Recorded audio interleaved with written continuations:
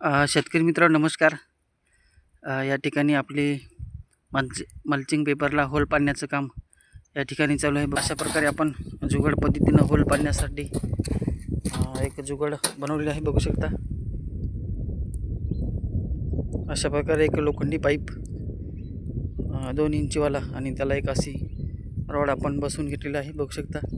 आणि अशा प्रकारे आपण याला गरम करून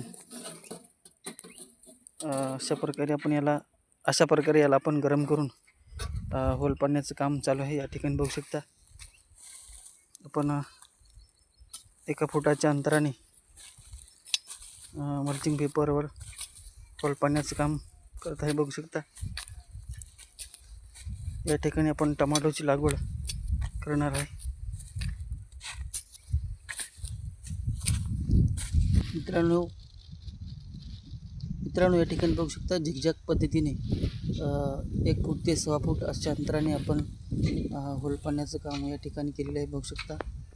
संपूर्ण हा 1 एकरचा प्लॉट आपण मिरची पिकासाठी तयार केलेला आहे, बघू शकता अशा प्रकारे.